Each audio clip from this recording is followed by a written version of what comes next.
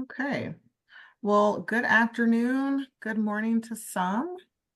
I am in Chicago, so it is still morning for me, but I'm assuming that most are on the East Coast and it is afternoon. Welcome to session number 3, Demystifying Consulting and Public Health.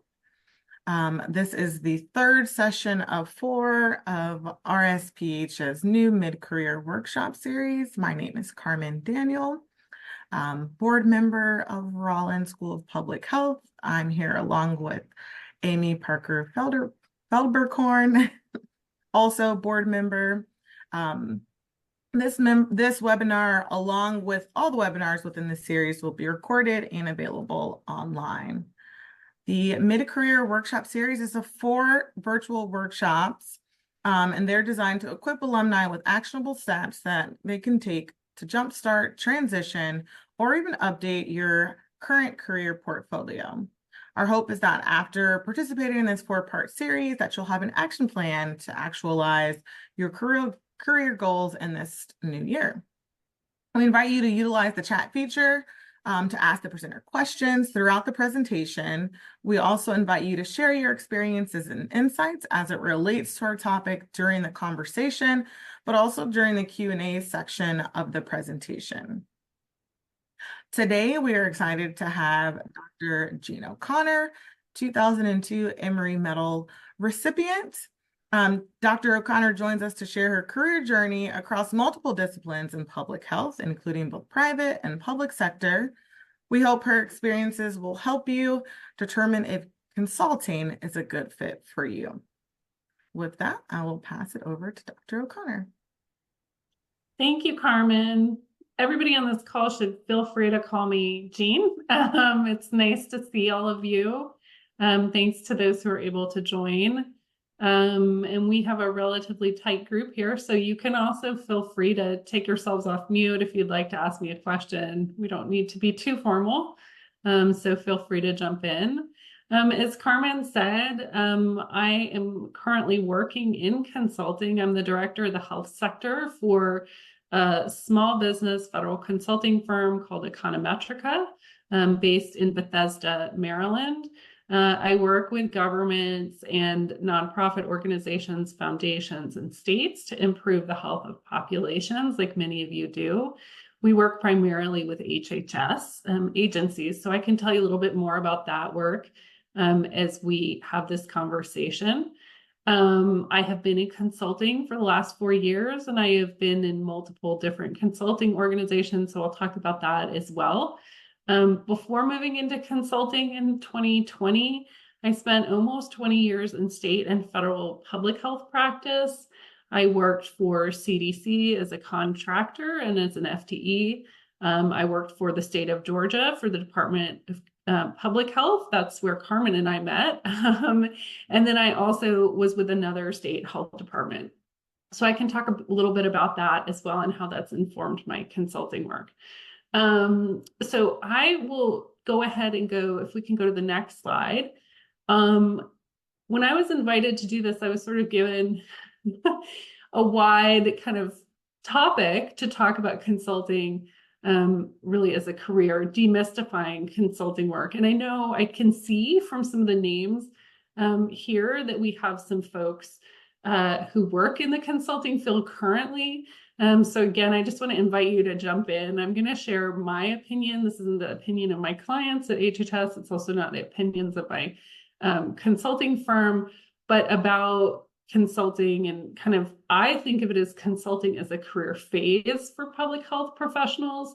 Probably like some of you, my career has had different phases to it. And when I went to Rollins, graduated from Rollins in 2001, I really sort of had this vision that the only place to do public health work was in government. That's what I wanted to do, and that's why I spent almost 2 decades in public service.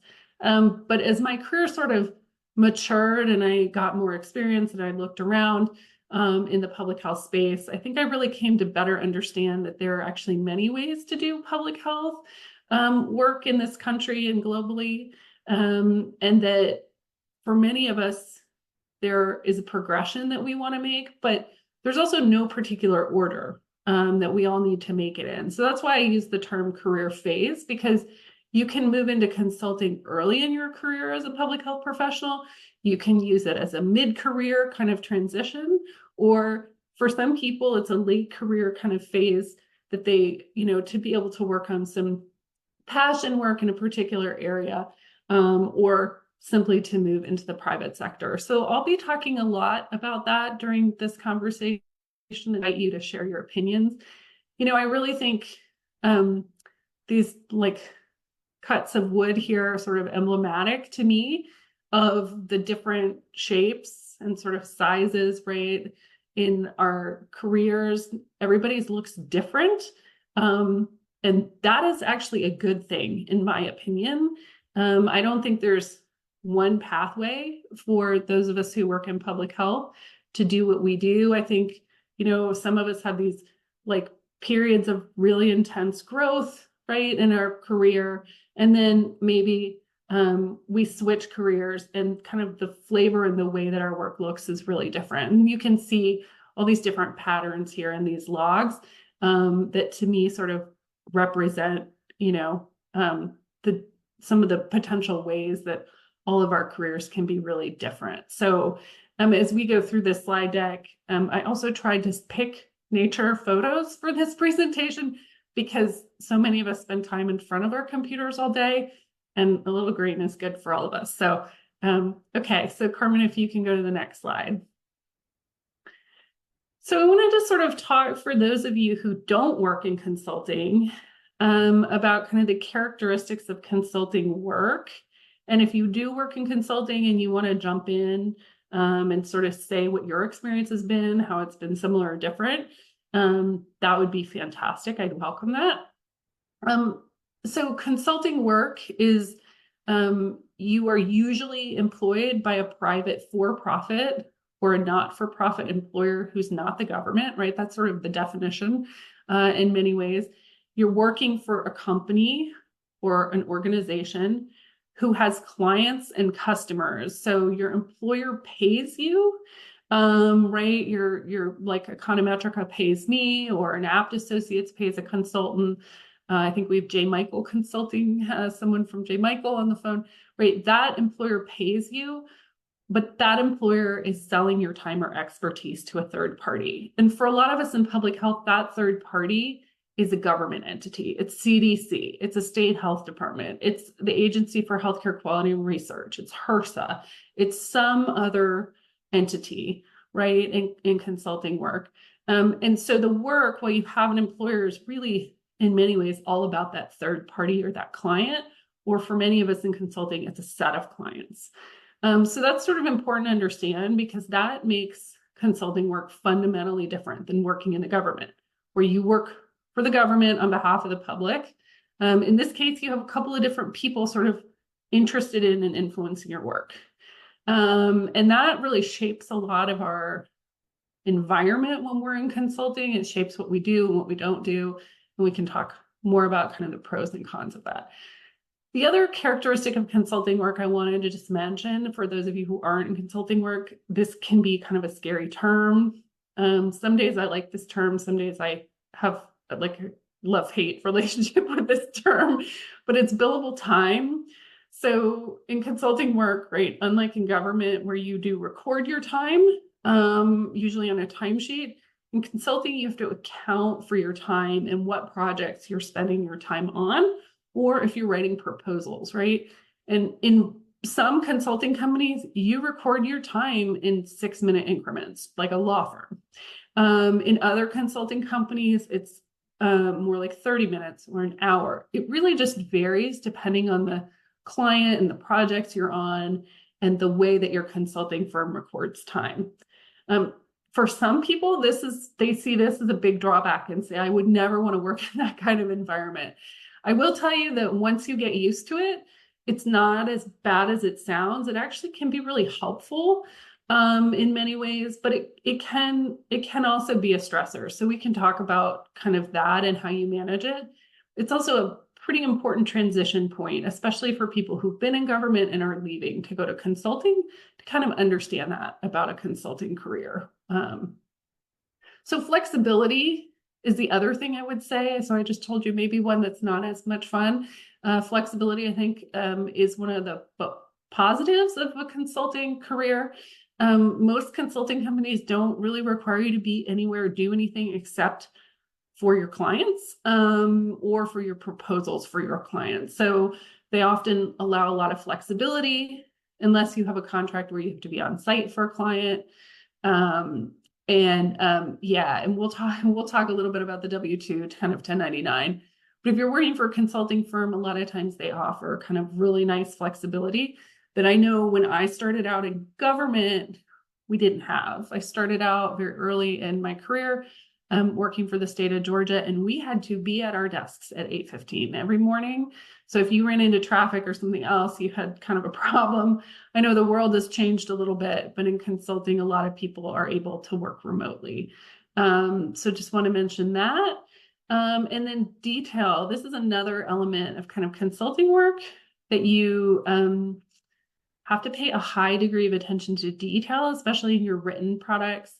And getting started in this space for some people, I will say, kind of requires a good dose of humility. If any of you have transitioned to consulting, you might be kind of familiar with what I'm saying, but there's sometimes an element when you go into consulting of kind of going back to basics. You'll say, oh, I know how to do a PowerPoint, and then you do a PowerPoint and you'll get some feedback on it, and you might be like, wow, all these years I've been doing this wrong. So in consulting, there's a lot of attention to details, things like you'll notice on this slide, the bullets lining up. Some people might notice maybe there's a few things I should have fixed here, like capitalizing all of the bolded words or none of the bolded words, right? Those kinds of things sometimes come up in consulting because, again, it's a lot of times it's about the appearance to the client. It's about polishing things for your client, really making your client look good. And so there's a high degree of emphasis on that. So, Carmen, should I talk about the W-2 1099 piece and kind of explain those terms? I mean, I I can think think. that it may be helpful, because I think that's why some people may not go into consulting Yeah. because you may feel like you may lose benefits that you would have at a typical like public health organization or state government. Yeah. So, I think of the distinction sort of this way.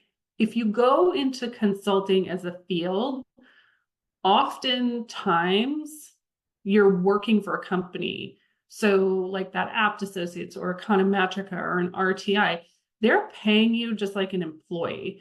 Your job title might be consultant. You might say, oh, I'm working in consulting, because you, again, have that third party client. But your company is paying you W-2. Like with a W-2, you're usually eligible for benefits unless you're temporary, right? All those good things. So it's a real job, as my mother would say, right? It's a real job with benefits. 1099, yeah, is more similar to an ORISE fellowship, or sometimes we see like an employer will want to hire you 1099 to do some things for them, but they want you to do it independently. So they don't want you to become their employee. They'll want to pay you on a 1099. And I will say it's great to get paid 1099 if you have a really clear plan. You're doing a fellowship, you're maybe doing a transition in between jobs, you're trying to start your own company, and we can talk about that, your own consulting company. The caution I do give people is be careful because there still are a lot of unscrupulous employers out there, organizations out there, unfortunately, including in our own field, where they will want to pay you 1099 and tell you, oh, we'll pay you 1099. And if you do a good job, then we'll make you an employee. Really watch out for those kinds of scenarios. In those scenarios, obviously, you're not getting benefits. There's a lot of reasons to do them. Sometimes the hourly rate is really high, or it's a really good experience to get on your resume.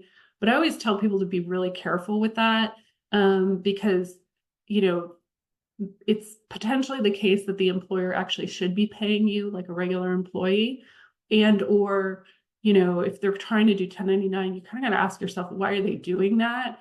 Instead of posting a position, is it because of their finances or their long-term plans are uncertain? Those kinds of things. So that's a kind of a trade-off. We can talk more about that. But just you should watch out for yourself and definitely get advice from people if you get one of those types of offers. But the big consulting companies, again, like the Deloittes, for example, of the world, they're going to always offer you in general like a W-2 type of a position. So don't let the word consulting kind of scare you off. They can be really good jobs with really great benefits. You're going to potentially work really hard, but it is consulting jobs usually are very different than being a 1099 sort of short-term consultant for an organization. Does that make sense? Cool. Okay. All right. So we'll go to the next slide. So we talked a little bit about this already, which is that 1099 and W-2. And I've also sort of said that, well, there are big consulting companies and small consulting companies. I know some of you work in some of those places. What I would tell you is they're not all the same, although there's very much sort of that third party kind of element where you have government clients and you usually have an employer, right? They can be very different. And I'm sorry I don't have a better graphic for this, but there are kind of different types of consulting companies that do kind of focus on different kinds of work. And I'll talk about some examples of those in the public health space.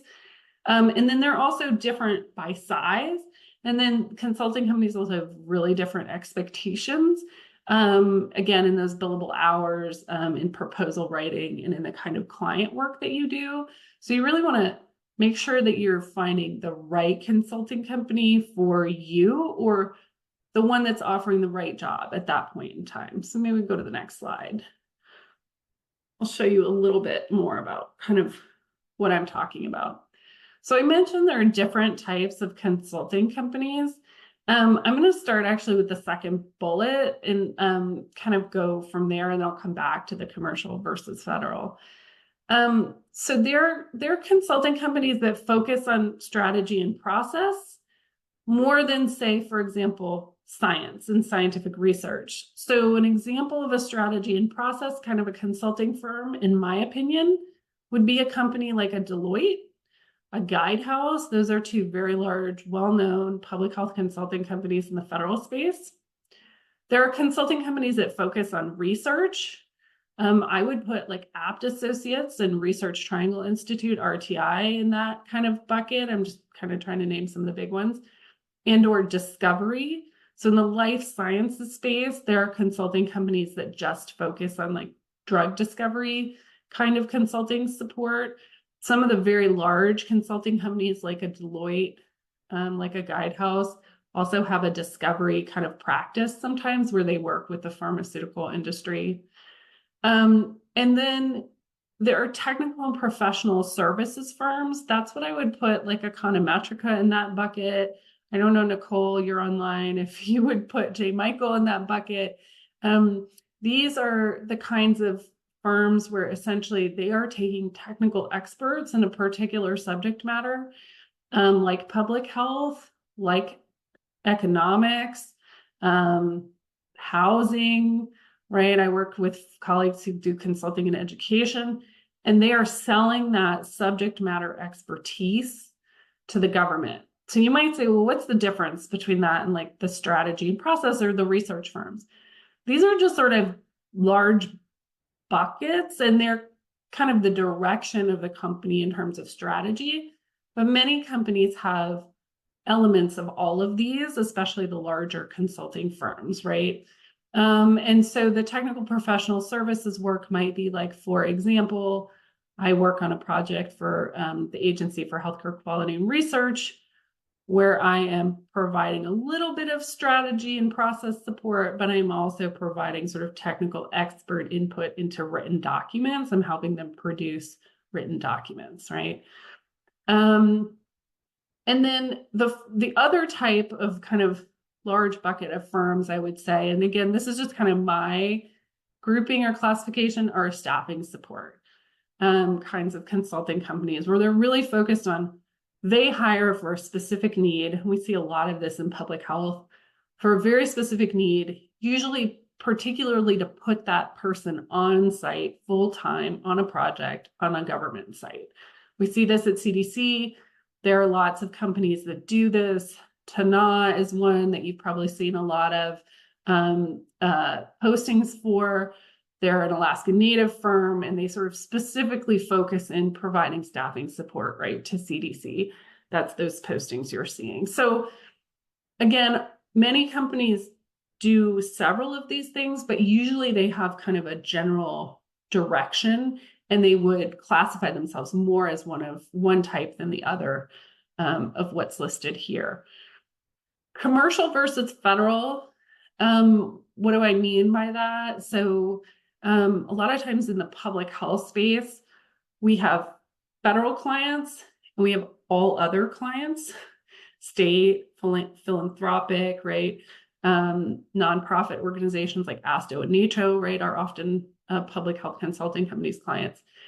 Why there's a distinction. So federal consulting and companies that are a federal prime, they have to comply with specific requirements. So many of those companies that are federal prime contractors have some similarities because they're following those federal regulations for how they need to run their business, how you record your time every day, for example, right? The kinds of things that they do for compliance from an accounting perspective.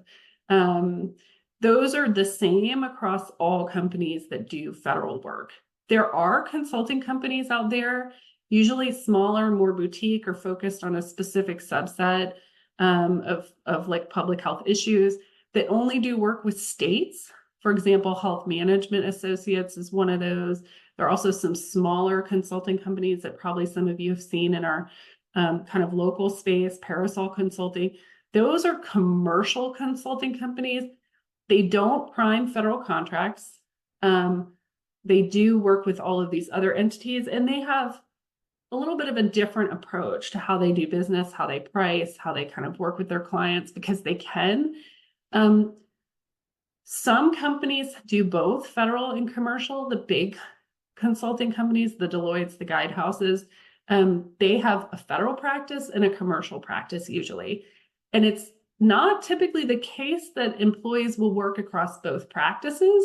So that's something that you need to kind of give some thought to and think about. Sometimes people see consulting and they'll see a commercial consulting job posted and they'll see a salary with that commercial consulting job, and they'll think that that might translate to federal work, and it often does not. So that's something I like to just kind of point out to people.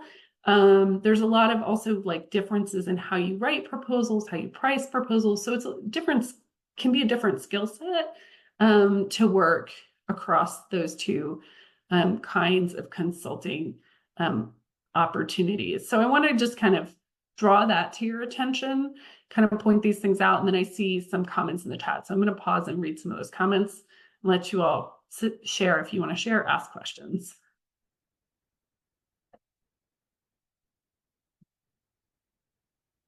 Oh, yeah, Nicole says, okay, sure, we have lots of SMEs on staff. Cassidy, you asked a question. Can you ask your question again? Would you like to take yourself off mute? Can she do that? Or he do that? Yeah, sure. Hi, everyone. I'm Cass. I'm currently a second year MPH at Rollins, and I'm interning for the Task Force for Global Health, excuse me, Indicator. I'm not sure if any of y'all are familiar with the organization or how they hire consultants, but yeah, I was just curious if it's usually W-2 or 1099 there. And no worries if no one knows.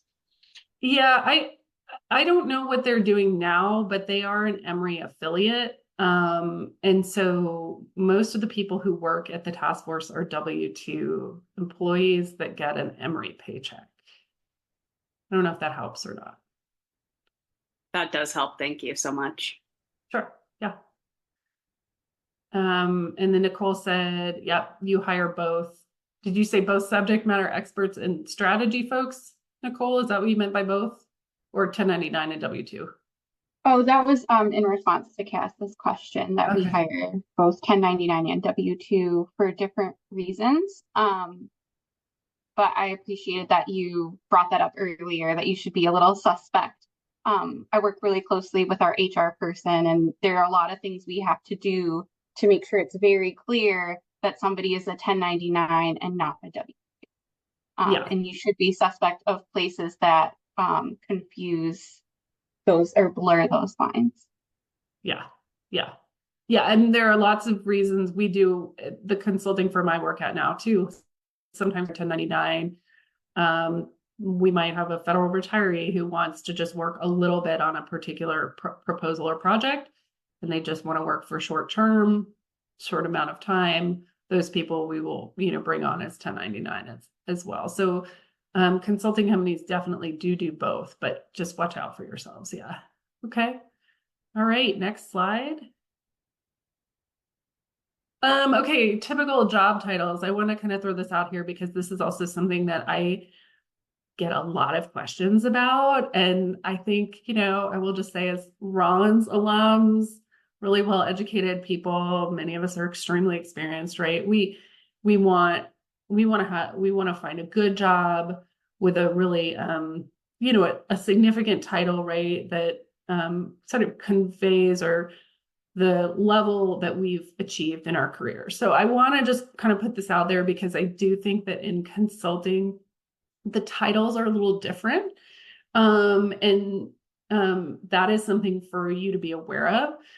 So I put this out here as typical. This is by no means across the board, kind of everywhere you will go. You will find companies where some of this is reversed. So, feel free to jump in again with like other examples, but just kind of so you know what the type of work is that's done by these different job titles. So I will just start with the title project manager or project director. You're going to see this at consulting companies across the board. And the thing to know is that these jobs can really be at any level. Like you can see a project manager job that pays a project director job that pays $55,000 a year. And you can see a project manager, project director job that pays $300,000 a year at these consulting companies. That title usually doesn't tell you very much because that's usually a functional title inside of the organization, like for actual day-to-day work you're doing on a project. The titles that are listed above this are the ones that have more to do with sort of rank and seniority in a consulting company. So we hire a lot of research assistants right out of their undergraduate program or out of their master's program or with a couple of years of experience. Sometimes we hire at a research assistant level for a career switch. Somebody's making a career switch from like, for example, medical assistant type of a position, and they want to come into consulting, right? These are usually more recent graduates or people brand new to the consulting field who don't bring a lot of experience. I have put in parentheses my impression for Atlanta on some of the pay ranges, but I also just want to say these pay ranges vary a lot within companies and also elsewhere. So I don't want to dwell too much on them, but it's a question I get a lot of as well. Consultant. So usually consultant level positions are people who are doers on project work for clients. It's a great job. There are a lot of people coming out of MBA programs that become consultants at some of the large consultancies. And that is, an excellent opportunity. We have a lot of Rollins grads who leave Rollins and go straight into consulting positions. Senior consultants typically are reserved for people, that title is usually reserved for people who have been in the consulting industry before. So one thing I like to tell people is like, if you've never done consulting work and you get offered a consultant job or research assistant job, if everything else about the job meets your needs, the salary, the location, right? Don't be put off by the title because again, senior consultant is usually a title that's reserved for people who the company either very specifically needs for a project or have been in the consultant the consulting firm for a while. The same thing is true for managing consultants. These are people who usually lead and supervise other staff. Usually they have experience in consulting. They might have been a project director on one or more projects before. They're able to give other consultants and senior consultants advice on projects, run interference on client issues, that type of thing. Sometimes people come out of their master's programs and go into managing consultant positions. It really kind of just depends on the resume and the firm. Sometimes people come in mid-career with 10 or more years of experience, right, into a managing consultant position. So again, there are these bands, these positions are really wide.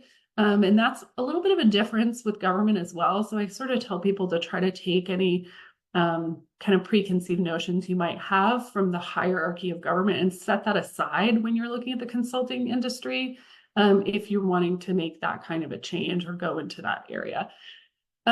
Principal, the title of principal is usually a senior technical expert or a researcher, right, with a line of business or particular client. Usually these folks are responsible for bringing in work, their consulting company. Many consulting companies at this level is where you usually get targets for bringing in revenue, or targets for billable time if you're a subject matter expert, and sometimes both.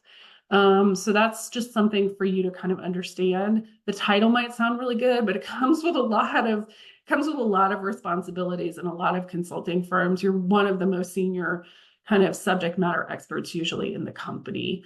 And you're usually also supervising other people at that level, unless there's a particular reason why you don't want to. And then the next levels up are kind of the titles start to get spread out further and further.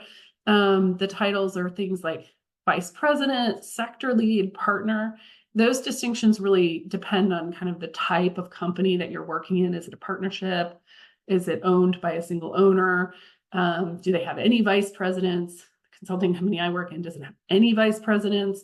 And so we're all like sector leads, for example. Again, don't get too caught up in that. I know people with 25 years of experience who've been working in consulting that whole time who don't have a vice president title, who have a very good job with a very good salary.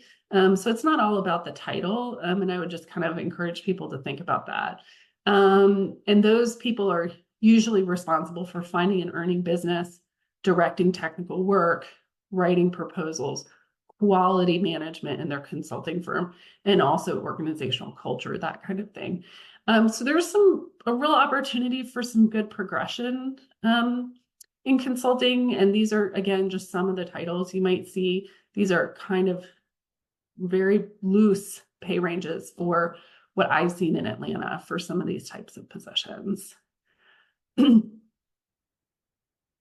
Oh, Nicole. Okay, cool. Thank you. I'm reading your comment. One consideration is hiring outside the US, right? Whether people will be able to access CDC systems and data. Yeah, this is a really good point, especially for federal consulting. This comes up a lot. You might be asked to complete like the background checks for one or more federal agencies. If you are external to the United States, right, in terms of the location, that can sometimes be a problem if you need to use US government systems. And so those are just things to kind of keep in mind as well when you're looking at particular positions. Right. And yes, I think they said they'll share the slides. All right, let's go to the next slide, Carmen. That's okay, or Karen, or whoever's helping. Okay, thank you. So this is the last thing I'll say, and then we'll kind of really open it up for discussion. So if you decide you do want to make a change to consulting, or you're in consulting and looking to kind of, how can I move up in terms of my role? I think, one thing I advise people is to really spend some time clarifying your goals. And I don't just mean like, I want to be a principal at a consulting company. I mean, really like taking the time to write down your personal sort of vision and mission statement. Who are you? What is your story? What is the impact you want to make? Spend a little bit of time. What are your values? For example, if you value impact over your paycheck, if you value your paycheck as much as you value your impact, right? Those are things you really need to be clear about when you go looking to make any kind of a career change. But in consulting too, just clarify your goals. Like, why are you looking at this particular job, this particular company? You don't need to tell the interviewer, but make sure you really have thought about how long will you stay? Under what conditions do you want to stay in that job? When do you want to move on? Right? Those are some of the things that I think if you go into an interview sort of with your eyes open about who you are and what the opportunity is, how it fits in your career plan, you're going to have a better experience. And interviewers are really going to be able to see you. Hey, this person will come in and they want to stay here. They want to learn, a new client or a new part of HHS. They want to be here for 2 years. Great. I'll take that because I need that sort of help right now. Those are the kinds of things that I think, again, are going to help you. Think about getting some Project Management Institute certifications. I know for everybody who spent a lot of money on their degrees, like talking about another certification is sometimes not very popular, but I will say in the consulting industry, the project management professional credential can be very useful. A lot of companies want that. There's also some credentials that you can get, the CAMP, I think I'm going to get that acronym wrong, leading up to the PMP if you're not qualified for the full PMP yet. There's sort of an intermediate certification. That can be really helpful to you if you're job hunting. Government agencies often require that one or more people on projects have a PMP. And so that will be a selling point for you. It also is a kind of a good conversation and piece for conversations about retention if you do move into consulting. Lean and Six Sigma certifications. You might hear terms like green belt or black belt, right? Those certifications can be very helpful. Those are process improvement kinds of certifications. Proposal writing experience. If you don't have any, try to get some. This is very valued by consulting companies, even if maybe you just work on the side on a proposal, get a little exposure. That'll go a long way if you're trying to break into a consulting role. Research your options. I think you're probably better off if you really think about what kind of consulting company you want to be in, what people have to say about the consulting company, whether it aligns with sort of who you are and what you want to be doing and how you want to be utilized before you kind of make the leap and start applying. Polish your resume in that value proposal. I know in public health, I have this issue. Many of us have really long resumes because we have a lot of stuff we've done that we're really proud of.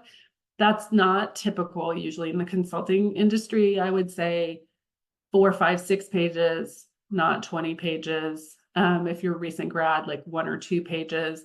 Really polish it because they're going to look at your resume, not just as your resume, but also as like, can this person write? Can they polish a document? Do they pay attention to detail, that kind of thing? And then I would just say apply. Be considerate with informational interviews. I get a lot of requests for informational interviews. I don't mind it. I love it when it's like another Rollins alum.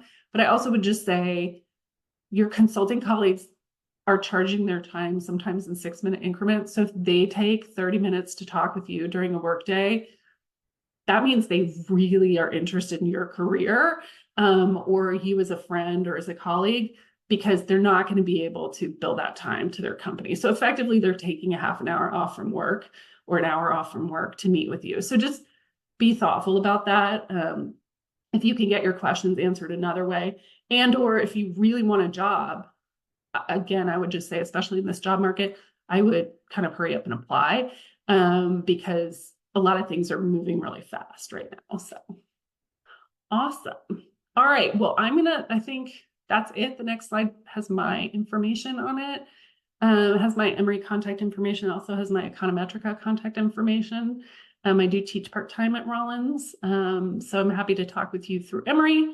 If you want to have a confidential conversation or if you want to talk to me about Econometrica, you can always email me at my workplace. And with that, I will stop. And so we can have more of a discussion. Well, thank you so much, Jean. This was really enlightening, very helpful.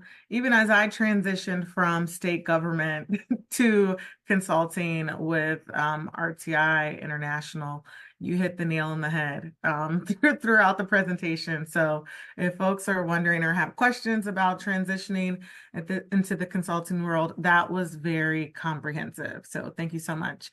I had some thoughts and questions, but it looks like we do have a question in the chat that we may have missed. And the question is from Sue. And is it true that even if you are hired as a full-time employee, your employment can end if your project falls through, or do they assign you different projects? So it really depends on the company. And this is a question that you should ask in your interview. And I would ask it more than once in the interview process.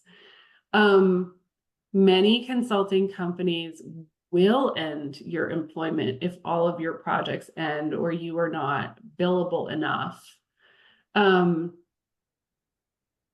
You know, that might sound like a bad thing, but I will tell you from spending 20 years in government, you know, sometimes we had people in government who stayed because they didn't know what else to do, but the main work that they had come there for really wasn't taking place anymore.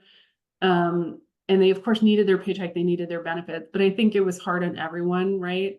Consulting companies take a little bit more of like a private sector kind of approach. And often, if after a certain period of time, sometimes it's 3 months, sometimes it's 6 months, you don't have billable work, right? They will lay you off or let you go.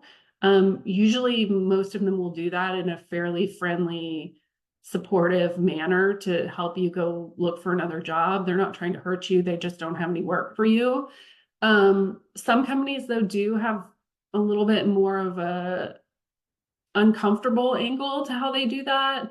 And they sort of frame it up as a performance problem. So you definitely want to understand the company that you're going to, read the Glassdoor kind of reviews, that kind of thing. So you go in really understanding and ask the questions in the interviews.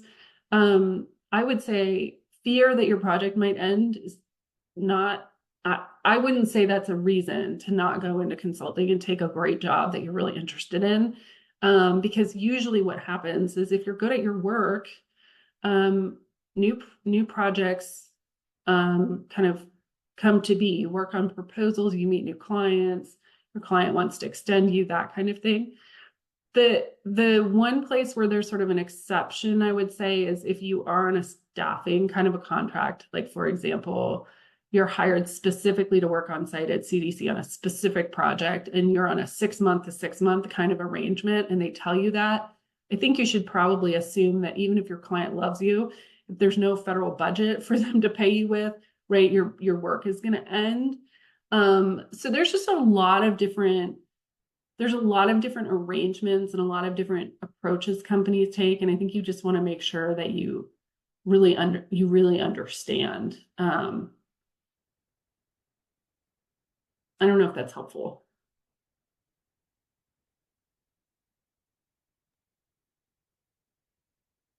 Another question. I'd love to hear your thoughts on part-time consulting while working full-time, assuming no conflicts of interest or ethical issues. And before answering that one, I would just like to share, I thought from Clayton's question, I know that RTI allows you to pull back your billable hours essentially and still be considered an employee. Not sure what percent time that is. It might be like 80% time, but there are options that I wasn't even aware of before going into this space. So I think, you know, in part because organizations, you're only charging for the work that you're doing that's already being billed to a client. There may be more flexibility across different organizations, but I'll turn it over to you, Jean. So really about, yeah. And I think that's true, Carmen, especially the larger consulting companies, that it's common that they would allow people to go down to 80% or 90% time to and still have benefits, still be considered a full-time employee while working there. And that can be a great option. It's something for people to think about. I think it's a benefit for a lot of people to know that that is an option. as well at some companies. So in terms of what do I think about kind of being a consultant as well as working full time, I will say if you're a federal employee, you have to get certain specific, or state employee, you have to get certain specific approvals before you can do that. So make sure you understand that. But if there is no conflict of interest and there's no kind of rule violations there for you, I mean, I think you need to think about what you can realistically do or get done and what's going to benefit you personally, which includes sort of reputationally. Can you juggle all those things? If somebody finds out you're doing that, is that going to be okay with them? That type of thing. But certainly a lot of people have second jobs of all kinds. I work full-time in consulting and I teach part-time. Some people teach full-time and they have part-time consulting work. I know some folks who have been approved at CDC who do some work on commercial consulting projects. So there are people out there doing all of those things. I think it's just what works for you and what are you going to be able to do well. And then also, like, what's your long-term strategy with it? Because one big problem is when everybody really likes your work and they want you to keep doing it, but you sort of get to a place in your life where you can't do all those things, right? Those present new challenges. So I would just sort of say, make sure you've thought all that through before you embark on that process. But it could potentially be a really great way to make some extra resources to pay back loans or buy a house or something else. So.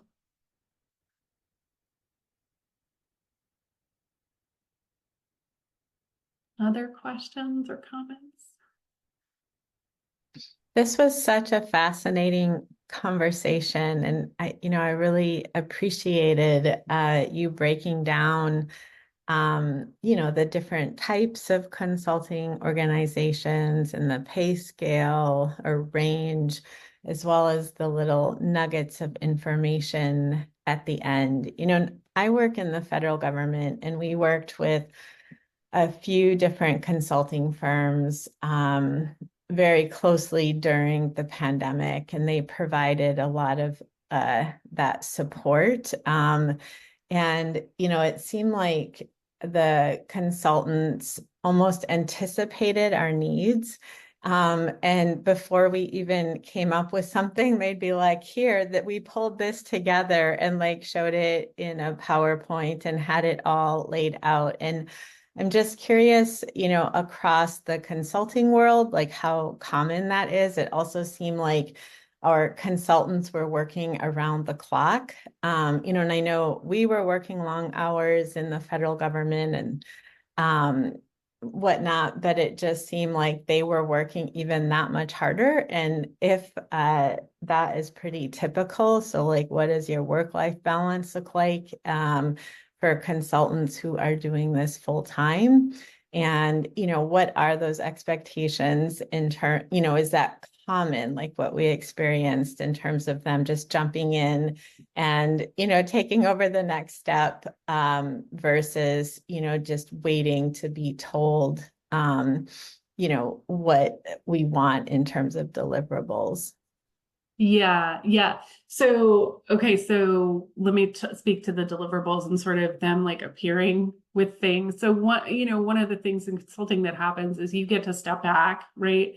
Especially if you've been in government, it can be kind of hard, but you get to step back, right? It's a difficult transition to make, but you get to step back and look at your government clients and sort of say, when I was there, what do I wish somebody would have given me? So there's a fair amount of that goes on. I think they are anticipating your needs because they've either been there themselves or they have other clients who've been through the same thing.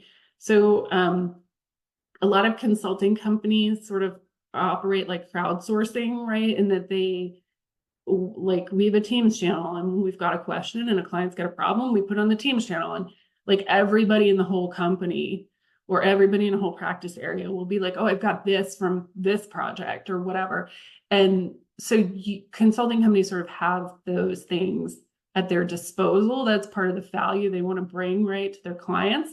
And then you asked sort of about working around the clock. So before I answer about work-life balance, I will just say the other thing is, in a really good consulting company, or if you're thinking about moving into consulting, probably the number one skill I would say in a really successful consultant is improv skills. So your ability to walk into a room with a group of people that you've never met before and like do something together.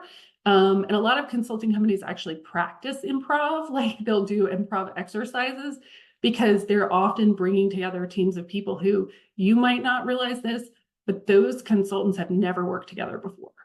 And that's sort of the objective, is that you wouldn't know that because they're all able to come together and work together like a well-oiled machine.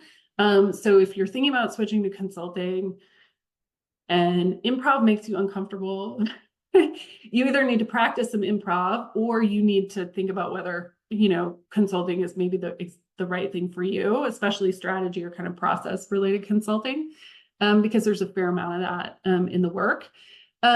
And then I would say in terms of work-life balance, your consultants probably were working around the clock, especially during H1N1.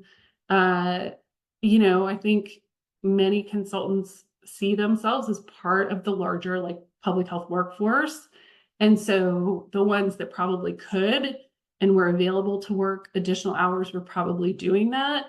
I will say in consulting, you have times where you work really, really hard.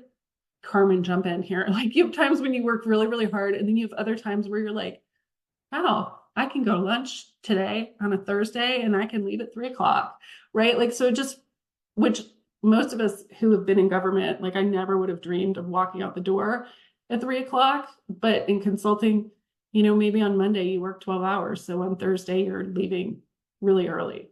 And that's when I was talking about flexibility, sort of part of what I was saying. So Carmen, I don't know what you think about that, if you agree or. Yeah, no, that's something I've definitely experienced going from, again, state government to consulting, is that oftentimes it is self-managed. So I think that is helpful. But there is a fine line and balance between managing your project work. Particularly at RTI, you do most of the sourcing or finding your projects, being on requests for proposals and writing proposals.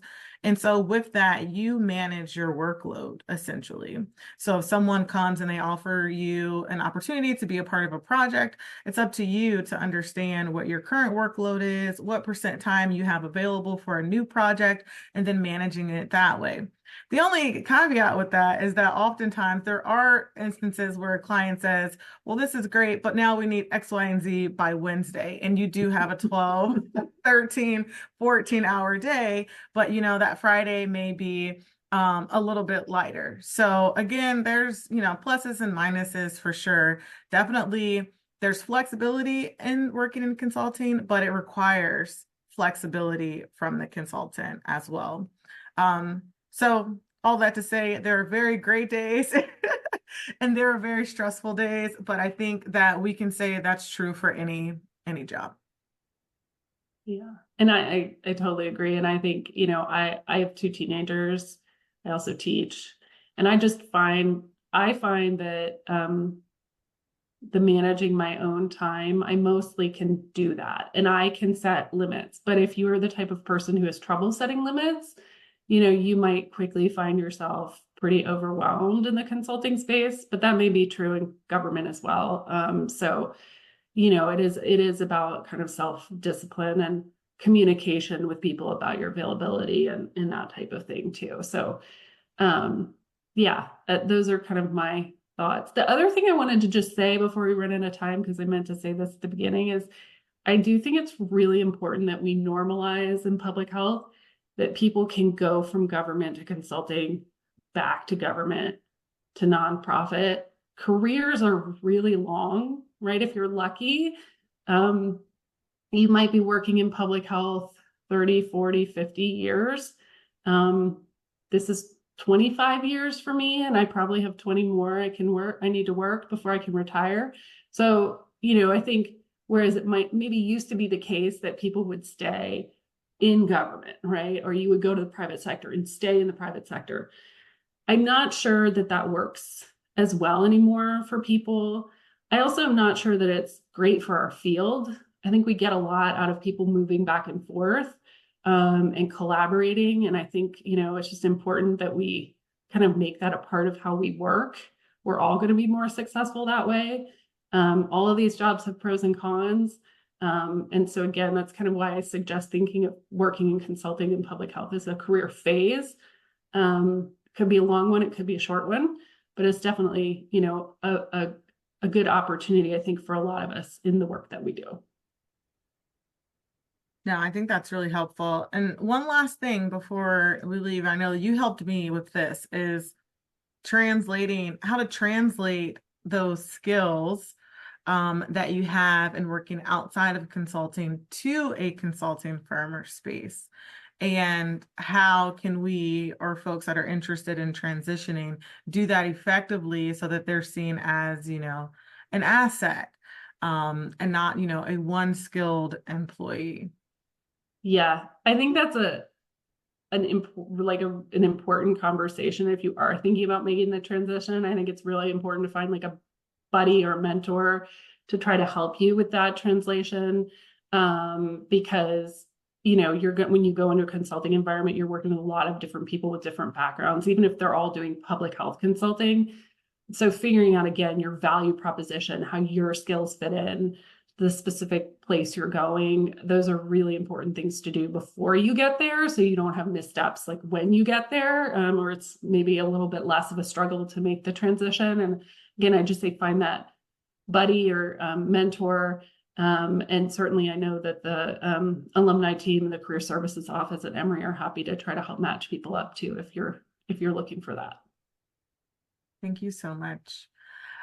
So again, thank you, Jean. We told us to call you Jean. Thanks so much. This was really great. Really enjoyed hearing insights. It does help in talking through what consulting looks like. Oftentimes in public health, we don't hear it. We don't, you know, understand the ins and outs, and it can seem like a scary space to step in. So thank you so much for sharing your insights and answering the questions of others. For those that are interested in attending our next session, session 4 will be held on Wednesday, April 24th. It will include Emory Career Services. So Jean, you hit the nail on the head. What are the resources that we have internally at Rollins to help you in setting up your action steps for taking these steps in your career? So we welcome you to register there. We thank everyone for attending. And again, thank you so much, Jean, for making this very easy. Thank you. All right, Bye. bye everyone. Thank you.